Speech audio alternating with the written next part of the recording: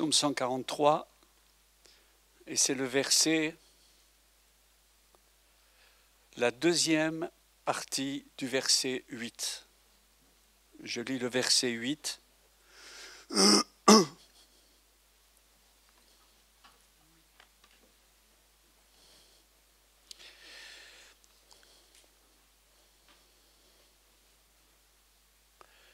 Fais-moi dès le matin entendre ta bonté, car je me confie en toi. Fais-moi connaître le chemin où je dois marcher, car j'élève à toi mon âme. Dans une autre traduction, c'est fais-moi connaître ta volonté. Verset 10. Enseigne-moi à faire ta volonté, car tu es mon Dieu. Que ton bon esprit me conduise sur la voie droite.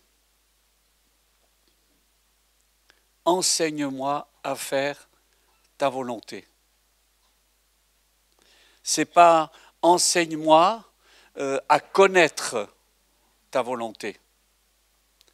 C'est enseigne-moi à faire ta volonté, qui connecte avec simplement avec l'obéissance. Enseigne-moi à faire ta volonté, car tu es mon Dieu. C'est le thème de cette réflexion ce matin. Enseigne-moi à faire ta volonté. Merci Père pour ta parole. Ta parole est la vérité. Elle nous enseigne, elle nous instruit. Accorde-moi la grâce pour la transmettre avec sobriété. Accorde-nous la grâce aussi de l'accueillir et de la recevoir. Dans le nom de Jésus. Amen. Enseigne-moi à faire ta volonté. Des fois, on a l'impression que c'est presque magique, ce machin. Et on rencontre toujours des gens, on se demande s'ils n'ont pas un téléphone rouge avec le ciel.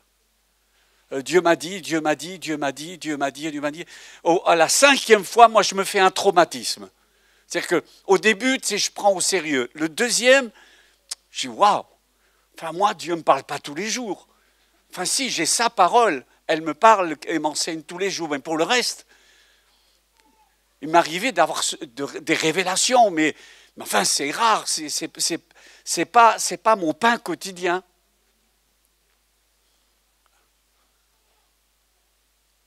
Alors on se demande s'il n'y a pas quelqu'un qui a une connexion comme ça avec Dieu. Il connaît tout de suite toute la volonté de Dieu.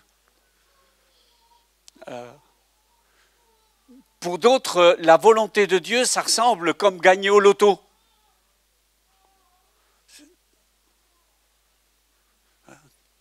Tu l'as trouvé, pof, alors là, tu as le gros lot. Pour d'autres, la connaissance de la volonté de Dieu, c'est comme le jeu, ni chaud ni froid. Attention, attention, attention, attention, attention, ça chauffe, ça chauffe, ça chauffe, ça chauffe, c'est froid. Et pour d'autres, la volonté de Dieu, c'est faire ce qui ne va pas nous plaire. Tu vas te marier avec la plus moche. Voilà, c'est ta destinée. Tu vas être curé. Je ne veux pas me convertir. Pourquoi? Je ne veux pas aller au monastère. Mais non, tu n'iras pas au monastère. C'est impressionnant. Et il y a des personnes qui croient aussi que la volonté de Dieu, c'est de savoir exactement la marque de la voiture et de la couleur que je vais avoir.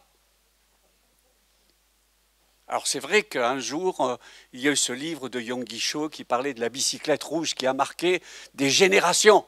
Mais du coup, on est tous, c'est le rouge ou le bleu. Et ce qui fait que dans le chemin de la volonté de Dieu, soit on va dans une dimension hyper cartésienne, ou soit dans une pensée super mystique. C'est reconnaître la volonté de Dieu. On sent déjà les ailes de l'ange qui... Et du coup, on on est tendu entre soit, attends, je mets le pied droit, le pied gauche, et je vais à... où je suis responsable aussi de prendre des décisions.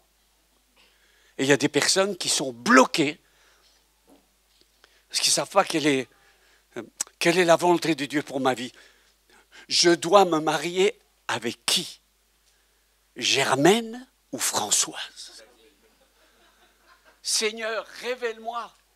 Et puis il y a toujours sur le chemin quelqu'un qui va vous dire, c'était Germaine. Oui, mais je suis marié avec Françoise, trop tard. Vous imaginez, les gars, et alors après, ils vivent dans une angoisse. Tu vois, quand tu n'es pas angoissé, ça va.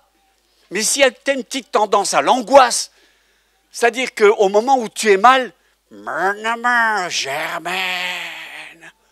Oui, mais Françoise, j'ai 4 enfants avec elle. Germaine.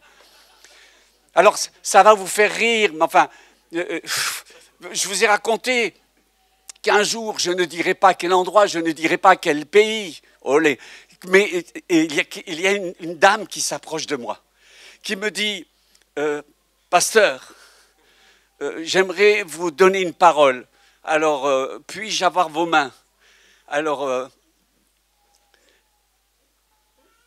elle avait 74, 76 ans, à la petite moustache qui lui apparaissait, etc. Et elle me prend par les mains, elle dit, voilà la parole du Seigneur pour toi. Ainsi parle le Seigneur l'Éternel, tu vas te marier, et celle qui te tient les mains sera ton épouse. Alors j'étais là.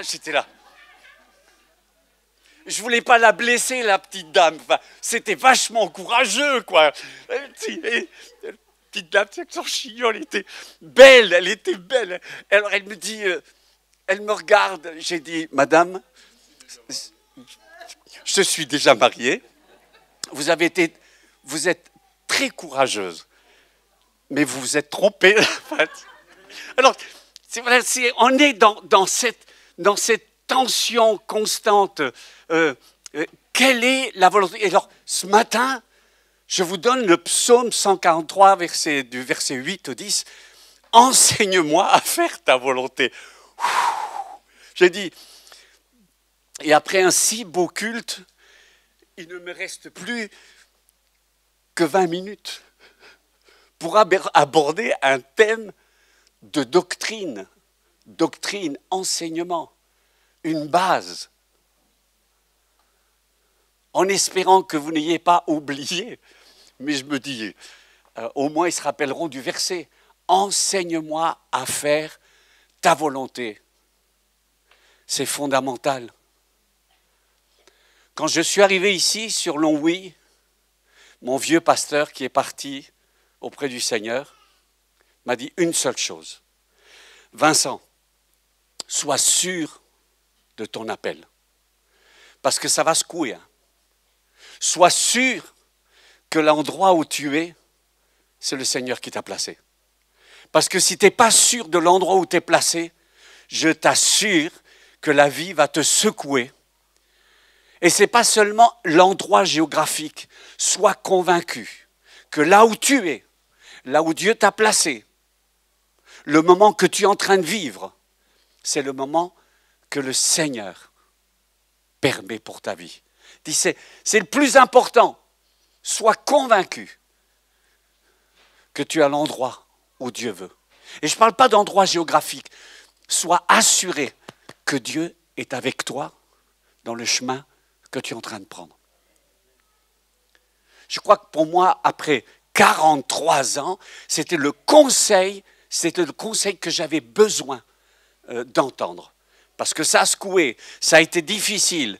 Si Juarez a un désert, mais c'est un désert, énorme. Ici,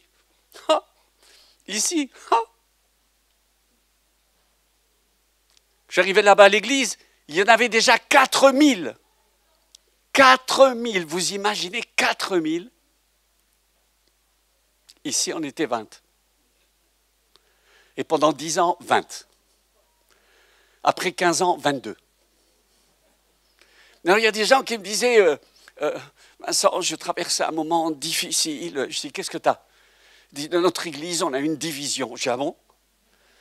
On a perdu 30 personnes. Je dis, mon Dieu, 30 personnes?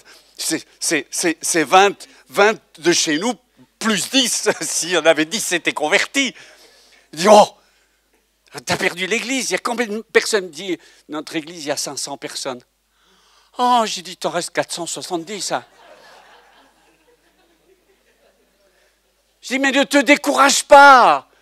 Donc, j'ai un ministère d'encouragement. Moi, j'encourage. Si tu as tenu ferme, debout, sans burn-out, sans folie, etc., si tu as tenu debout, c'est vraiment que tu sais que tu es à l'endroit où Dieu veut. Si ton mariage il tient debout, c'est parce que tu sais que le monstre qui est à côté de toi, c'est celui que Dieu a choisi pour toi. Comprenez? Si tu es dans le travail que tu fais, même que c'est difficile, si tu sais que tu es à l'endroit où tu dois être, sans nécessairement, Dieu m'a dit que je dois travailler. Non, non, non, non. La sécurité et l'assurance de savoir que tu es à l'endroit exact, au moment où il faut, avec les gens qu'il faut, dans les circonstances que tu vis, mais c'est le bonheur absolu. Plus de bonheur que ça, c'est péché, quoi. Être assuré que tu es à l'endroit où il faut. Oh, du coup, tu vis la tempête beaucoup mieux. Hein. Que ça souffle, je sais que je suis là où Dieu veut. Donc j'ai prêché sur la barque, etc. Et dans cette barque, les marins, enfin, moi j'imagine Pierre, c'était pas un freluquet qui crie « Ah, on va mourir, oh, on va mourir !» C'est qu'il s'était battu, qu'il n'y arrivait plus. Et après, il appelait qui il appelait? Ah, Jésus, il appelait Jésus. « Sauve-nous, sauve-nous !» Et Jésus il dit, mais ça va pas, non? Mais quoi? Mais où est votre foi? Vous n'avez pas compris que vous êtes exactement où Dieu veut. Et pourquoi vous avez peur? Je suis là. Oui, mais tu dormais. Tu dormais, nous, on faisait un cauchemar avec les yeux ouverts. C'était ça le thème. Donc vous imaginez, j'aimerais vous parler de ce sujet. Voilà. Alors ça, c'était l'introduction de l'introduction du commencement. Vous imaginez? Il ne me reste plus que 14 minutes. Alors, sur un sujet semblable, moi, honnêtement, je vous conseille, fraternellement, d'écouter l'enseignement dans la suite. Parce que c'est fondamental. Intro. Ce matin, on a commencé le culte avec notre Père. Notre Père qui es aux cieux, que ton nom soit sanctifié, que ton règne vienne, que... Non, dites-le avec émotion, dites-le comme ça, c'est à la Misaël, etc., la latine, etc. On recommence. Notre Père, que ton nom, que ton règne, chaque fois que tu pries, quand tu pries, que ta volonté soit faite. Ça, c'est la prière normale du disciple normal, qui vit normal. Je me lève le matin et je me lève en disant, Père, que ta volonté soit faite. Je sais pas ce qui va se passer, mais moi, je veux que ta volonté soit faite. Tu nous secoues la terre. Tu nous mets un déluge, le feu, tout ce que tu veux. Tu descends du Coca-Cola, mais que ta volonté soit faite. Que tous les gens soient, que ta volonté soit faite. Que je gagne au loto, que ta volonté soit faite. Que je perde 5 kilos, que ta volonté soit faite. Que je me marie. Si je ne suis pas marié, mais que ta volonté soit faite. Qu'elle soit belle, gentille, muette. Alléluia. Que ta volonté soit faite. Ça, c'est la prière. Ça, c'est la prière. Tu me transformes, que tu changes le caractère de ma femme. Hein? Que tu transformes mes enfants. Que ta volonté soit faite. Ça c'est l'élément fondamental. Que ta volonté soit faite. Dans l'évangile de Jean, il est dit, celui qui accomplit la volonté de Dieu vit éternellement.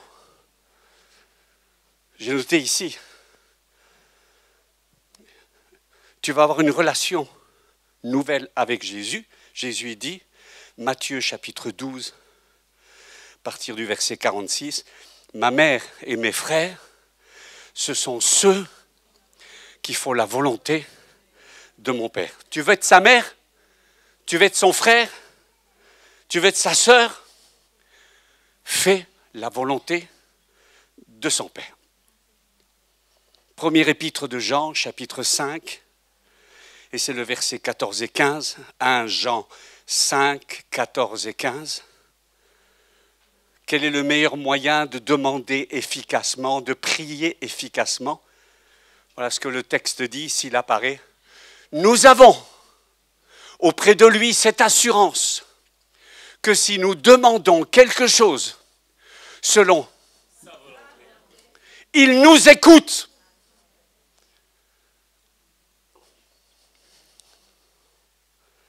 C'est Jésus qui a dit, Matthieu 26, 39, « Non pas ma volonté, mais la tienne. »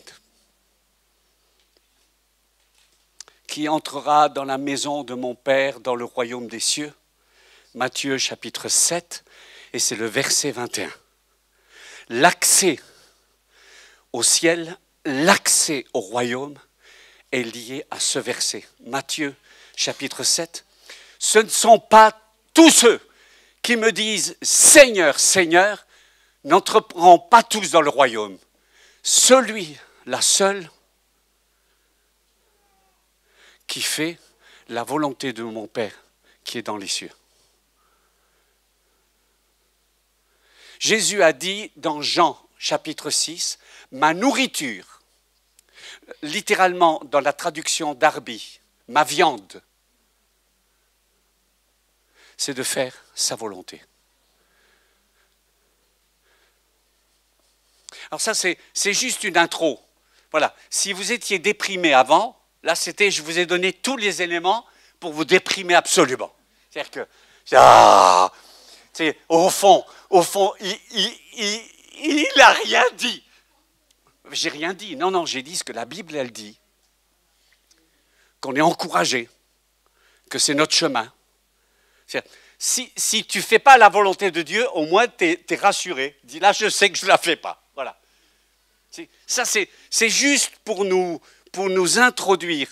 Et de temps en temps, hier, je priais, Seigneur, enfin, je prie toute la semaine, Seigneur, donne une parole, pas de parole. Et hier, bingo, j'ai su que c'était sur ce domaine. C'est un élément. Je ne vais pas tout vous expliquer. Enseigne-moi, c'est pas marqué pour que je connaisse, c'est pour que je fasse. C'est-à-dire que vous allez tout oublier. Mais l'important, c'est ce qui va se produire. Et c'est la suite. La question, c'est, quelle est la volonté de Dieu? Ok. Pour les malades. Dieu guérit les malades ou il ne guérit pas les malades? Si tu as reçu le don de guérison, alors, va à l'hôpital. Là, tu as de la chair à canon. Vas-y, profites-en, tu peux y aller. Alors, il y a le don de guérison. Et pourquoi Dieu ne guérit pas tous les malades? Le salut. On a ici des pura cepa, un évangéliste sur la boîte de camembert à 100%. Timothée. Une des questions que je me suis posée, année après année, j'annonce l'évangile. Les gens ne répondent pas toujours. Pourquoi j'annonce l'évangile, j'annonce l'évangile, j'annonce l'évangile, tac, c'est lui qui se convertit. Pourquoi c'est si aléatoire? Est-ce que Dieu veut sauver tous les hommes? C'est marqué, Dieu veut le salut. Car Dieu a tant aimé le monde qu'il a donné, afin que quiconque croit en lui. Pourquoi il y a des gens, tac, ils saisissent, ils attrapent le salut, et d'autres, Dieu sauve ou Dieu ne sauve pas? Pourquoi c'est marqué que Dieu endurcit le cœur de Pharaon? Il faut que j'y réponde. Hein.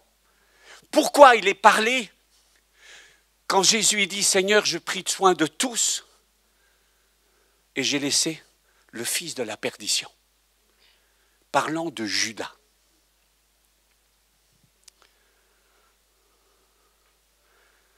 Pourquoi il est marqué dans la parole? Il est dit que Dieu a créé des vases de colère. Ou je lis une partie de la Bible, ou je lis toute la Bible.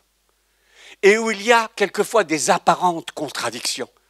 Et il y a apparemment des apparentes contradictions dans mon cheminement que je ne saisis pas. Ça veut dire que l'enseignement de ce matin, et qu'il me reste maintenant plus que 7 minutes, parce qu'après, Cédric va couper le son, la lumière, etc. Il dit c'est fini, tu prêches plus.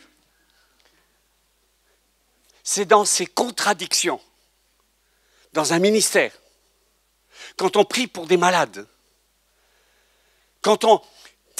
parce que sur le chemin, quand on a prié pour des malades, on en a déjà enterré plusieurs, qu'on a prié pour eux. Et ce qu'on pourrait faire, eh bien on ne prie plus. Enfin, on ne prie plus, mais on fait semblant de prier. Mais à l'intérieur de nous, ça s'est éteint. Ça s'est éteint.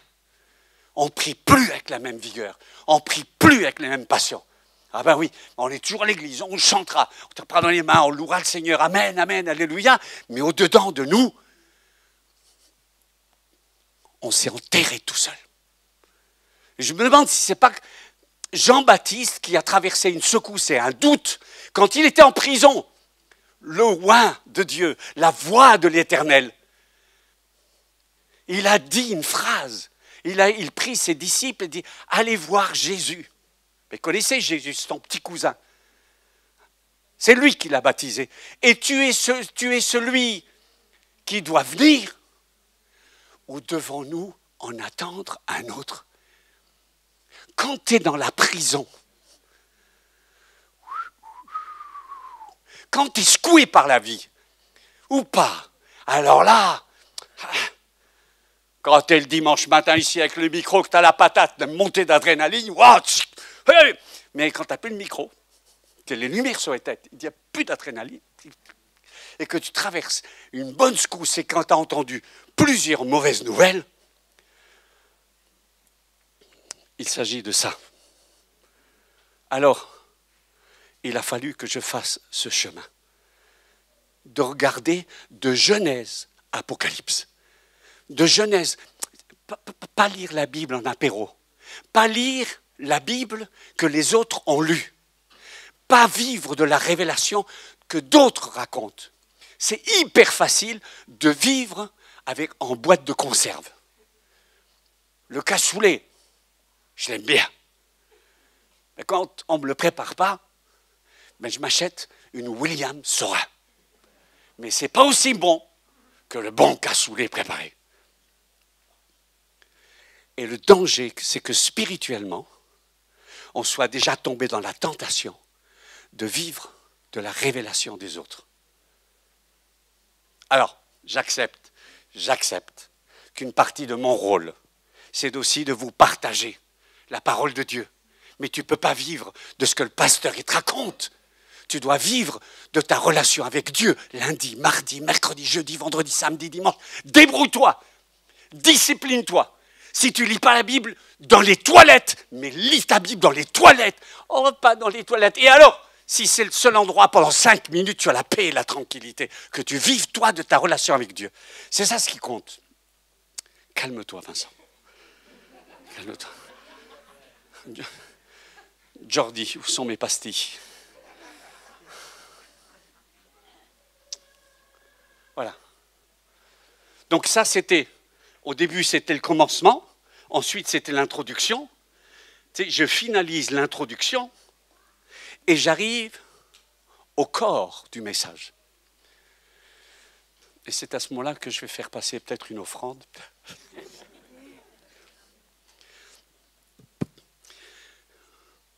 J'ai besoin que la Bible me parle. Et j'ai découvert dans la Bible, alors plusieurs textes, je vous en donne. Le premier point, j'ai découvert une dimension trinitaire dans la révélation de la volonté de Dieu. Une dimension trinitaire qui connecte le Père, le Fils et le Saint-Esprit. Une volonté qui s'assemble, se complète, s'enrichit. Et je dois faire très attention parce que je suis ici en France, la France cartésienne, la France rationaliste, où on aime bien numéro 1, numéro 2 et numéro 3 et conclusion. On aime ça. Et on est en danger, je suis en danger. Et pourtant, Dieu veut révéler sa volonté. Et la première des choses, Dieu m'a révélé de Genèse à Apocalypse, en me promenant, je vous donnerai juste 2-3 textes, que Dieu a une volonté souveraine. Dieu a une volonté souveraine. Dieu fait ce qu'il veut, comme il veut et quand il veut. Le bien qu'il y a dans ce monde, c'est Dieu qui le veut. Le mal qu'il y a dans ce monde, c'est Dieu qui le permet. Ah non, c'est le diable. Le diable, c'est comme un chien qui a un collier et la mesure de la corde, c'est Dieu qui la tient. Et quand Dieu dit « top, et viens ici », le chef, comme ça. Est-ce que le diable agit? Oui. Dieu lui a coupé la tête, ça! Et il court comme un poulet sans tête. Il court encore. Est-ce qu'il est en action? Et je le dis avec respect. Je le dis sans moquerie. Je le dis avec attention. Il est en action. Mais Dieu lui a coupé la tête et il court encore. Comme ça. Dieu a une volonté souveraine. Il fait ce qu'il veut. Je ne suis pas hyper calviniste, mais il fait ce qu'il veut. Il connaît tous les cheveux de ma tête et de temps en temps j'ai besoin de m'arrêter. Je dis, moi, ça me fait du bien de savoir. Tu as tout entre tes mains. Il tient le monde dans ses mains. Il tient le monde dans ses mains. Il a le contrôle. Le mal, le bien. Attention, les chrétiens, ne la jouez pas malinoise en essayant d'expliquer toute la souffrance et le monde en disant « Non, c'est pas Dieu. » Comment ça, c'est pas Dieu? C'est moi qui fais le mal, c'est moi qui fais le bien, c'est moi qui le contrôle sur les événements. Et le cœur de Dieu est pur et propre. Il n'y a pas d'ombre chez lui.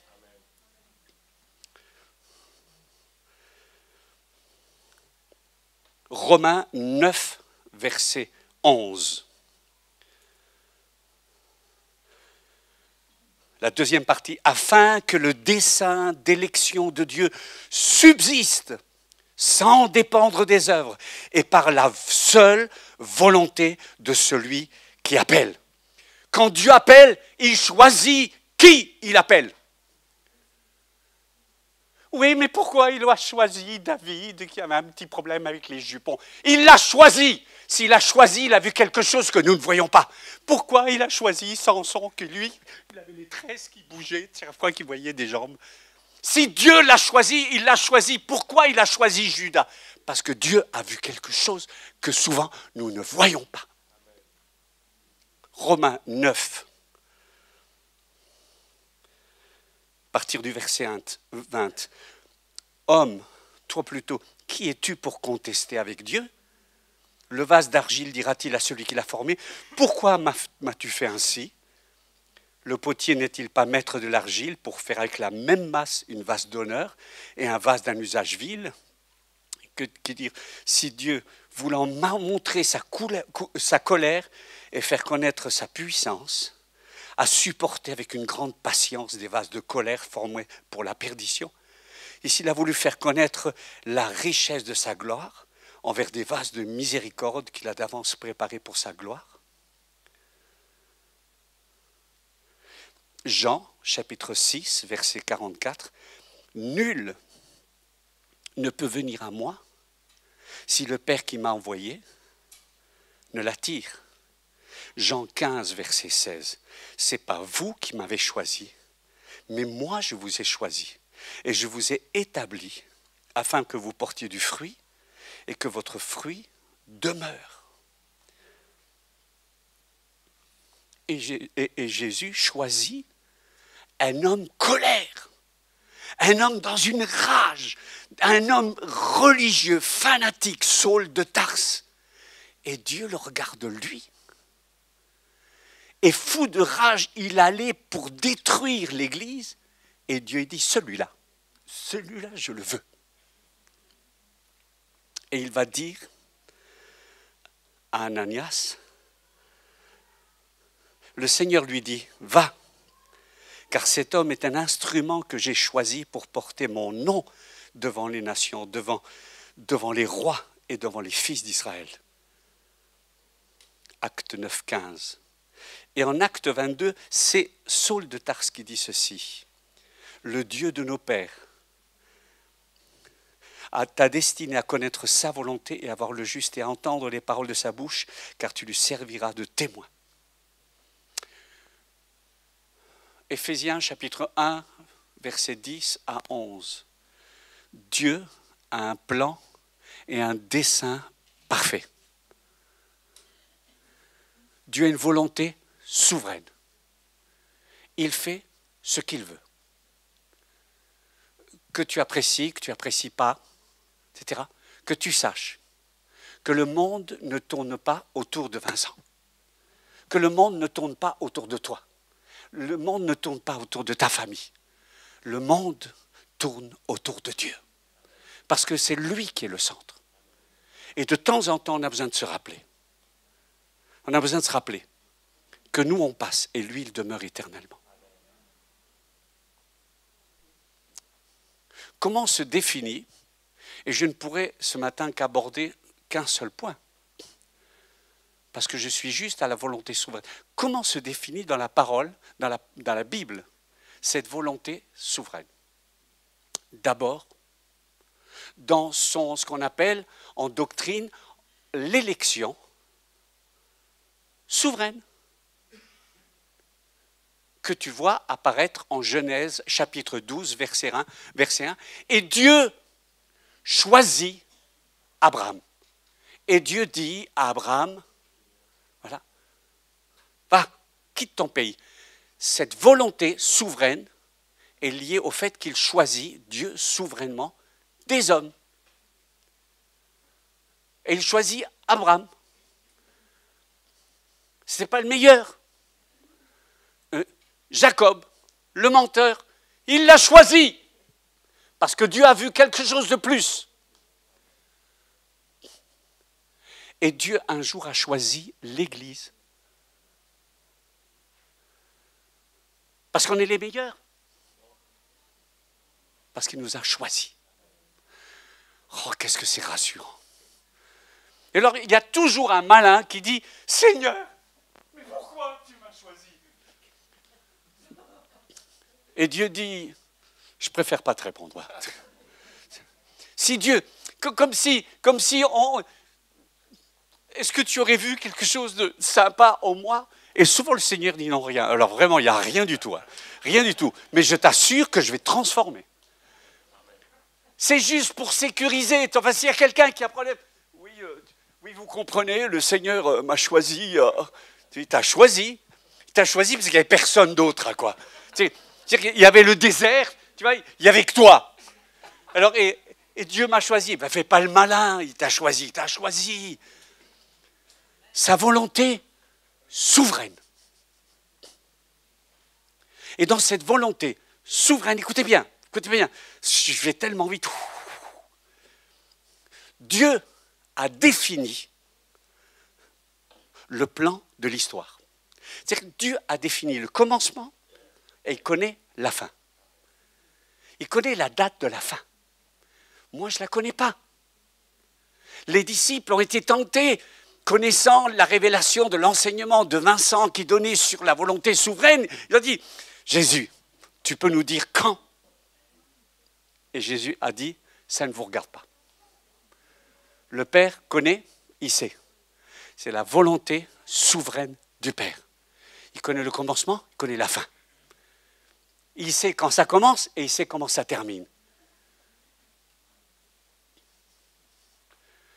Juste ce point, parce que les deux autres points sont absolument extraordinaires, vient dès la prochaine fois.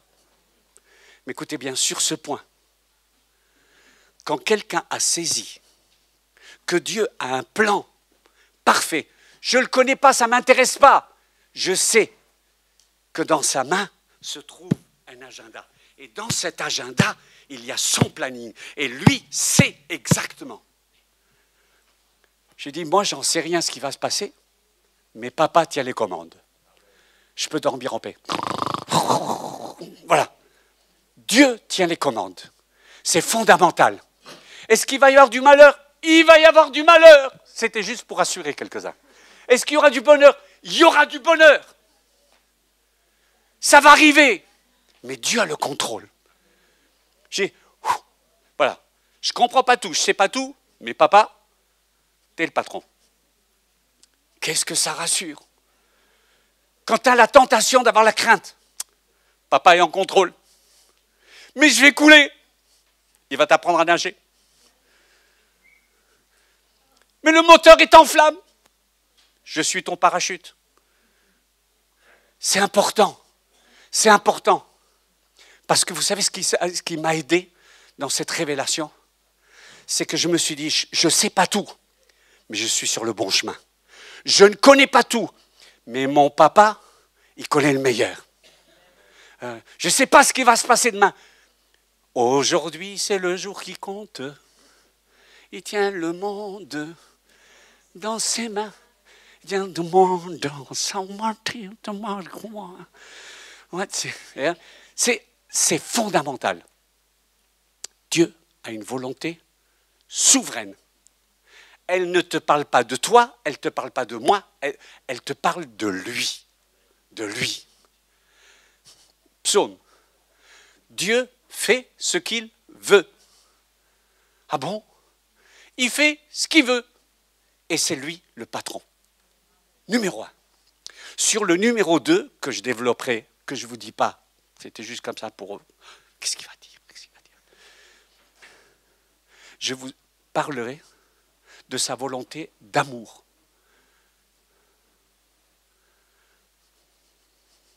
Qui est soumise à sa volonté souveraine. Pour arriver au troisième point, sur la volonté particulière que Dieu a pour ta vie et que Dieu a pour ma vie. Alors je ne sais pas si ça rassure, mais je peux vous assurer une chose, ça c'est mon témoignage, à chacun, Timothée, tu as témoigné maintenant, moi je vais témoigner. Je me dis, vous imaginez, 45 ans après que j'ai rencontré Jésus, 45 years, vous imaginez, 45 ans, le jour où j'ai rencontré Jésus, j'ai pété un câble. 45 ans après, je suis toujours en train de péter le câble. Je suis encore bloqué sur ce jour. Et 45 ans après, je suis encore là. Il y a des gens qui me disent, Vincent, comment tu fais? Tu prêches à des milliers. Quand tu reviens à Longwy, je viens à l'endroit où c'est le centre de la volonté de Dieu pour ma vie. Ah, ouais, mais là-bas, quand il y a la présence de Dieu, la présence de Dieu, ce matin, pendant la louange, tu l'envoies, ouais, mais je voyais, mais même Jean, il dansait. Tu sais, Samuel, il n'a pas eu le temps de dire, tu sais, je voyais Samuel, Jean était là. Et je voyais sa houppette qui faisait comme ça, houppette. D'habitude, c'était Nicole qui fait comme ça. Et après, je lève les mains, je tape des pieds, etc. Je dis, Jean, allez, vas-y, Jean, fais gaffe, t'as 92, fais gaffe. Tu fasses un dérapage comme ça. Calme-toi, Jean, tout va bien. Hein? Ici, c'est le meilleur endroit. Lost in the forest, perdu dans la forêt. Hein? Quand on invite un pasteur, il arrive à 10h moins 10, la salle est vide.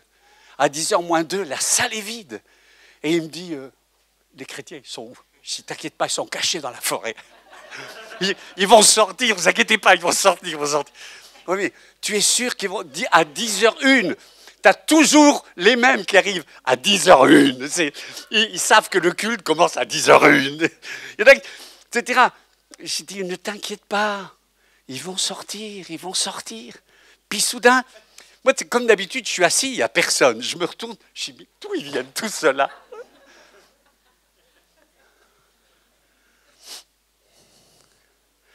Mon témoignage, c'est quand je sais que je suis là où le Seigneur veut, le diable ne va pas me secouer. Oh, je vais me prendre quelques torgnoles, hein, mais ça fait rien, ça fait circuler le sang. Quand tu sais que ton mariage est dans la volonté de Dieu, t'inquiète pas de la secousse. Dieu est avec toi. Si tu es célibataire, réjouis-toi. Tu n'es pas marié, tout va bien. Le Seigneur est avec toi. C'est pas facile hein, de se réjouir de la volonté de Dieu dans ce qu'on est en train de vivre en ce moment. Tu as toujours des personnes. Ah, si seulement c'était mieux après. Mais après, c'est après. Tu ne sais pas ce qui va se passer après, parce qu'après, c'est après. Ce qui compte, c'est maintenant. Donc, pendant quelques instants, regardez avec sobriété et discrétion les personnes qui sont à côté de vous, comme ça. Parce qu'à côté de vous, alors discretos. Puis, tu vois, ce sont ces personnes que Dieu a mis à côté de toi. Et c'est maintenant. It's now, brother.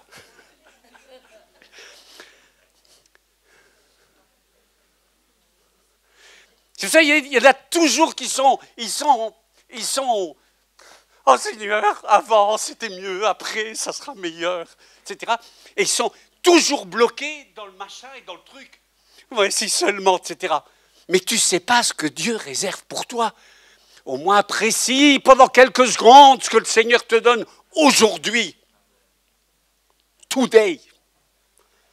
Alors là, ça aurait été bien, tu sais, mettre le chant de gospel. Tu sais, après ce que Misaël a chanté, tu sais, il y a Samuel qui m'a dit au début, il me dit, vaut mieux qu'il chante après, lui. C'est parce que s'il avait chanté avant, toute l'assemblée se taisait. Prions en silence. Mais vous n'avez pas vu comme il chante? Hein? Oye, Misa, una pregunta. Y acabo con eso. Ay, mon Dieu, je suis en retard. Misa, una pregunta. Oye, ¿siempre cantaste así? No, dilo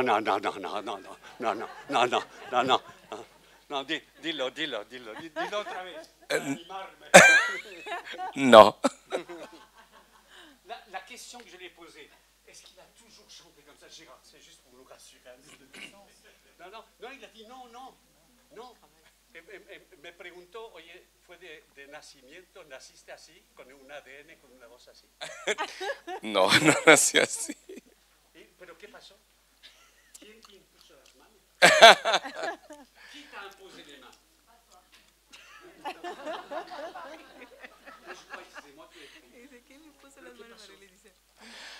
Tomé clases, me preparé para cantar.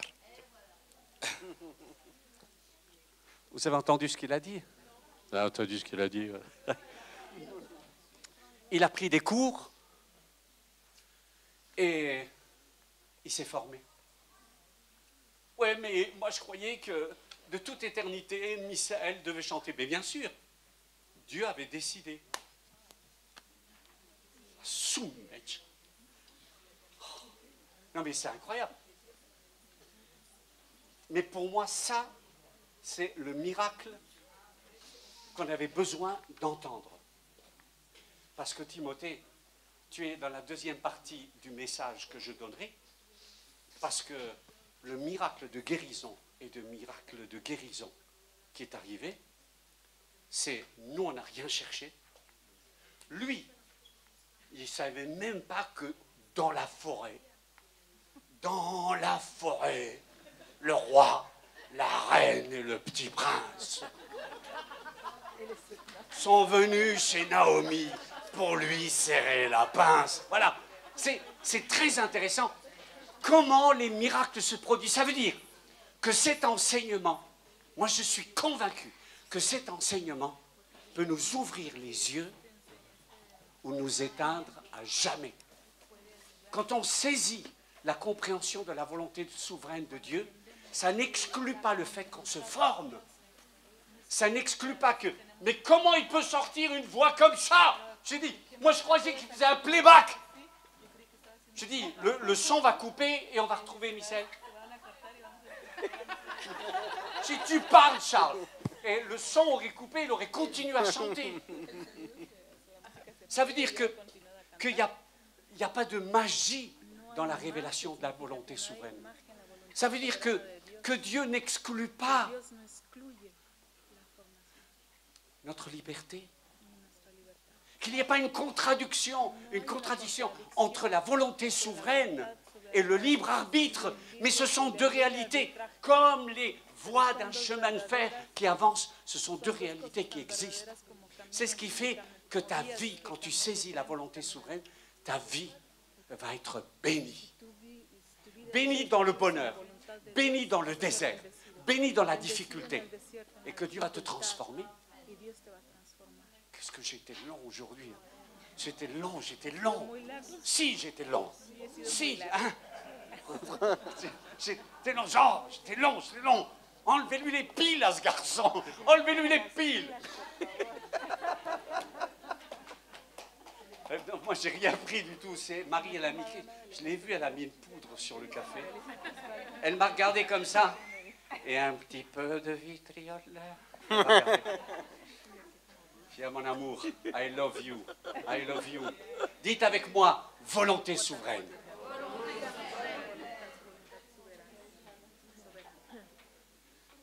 Dites avec moi, je veux connaître la suite. Eh bien, venez la prochaine fois. Père, merci pour ta présence. Seigneur, je sais que tu es le Dieu des miracles.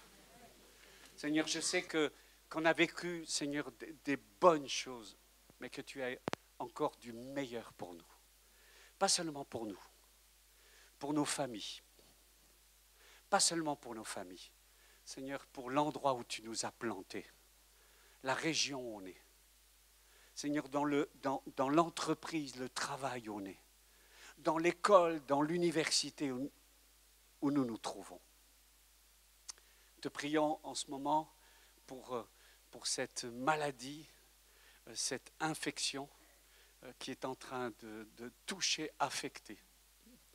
Te prie que ce malheur déposé entre tes mains, Seigneur, soit transformé, parce que tu as dit dans ta parole, tu es celui qui change le mal en bien.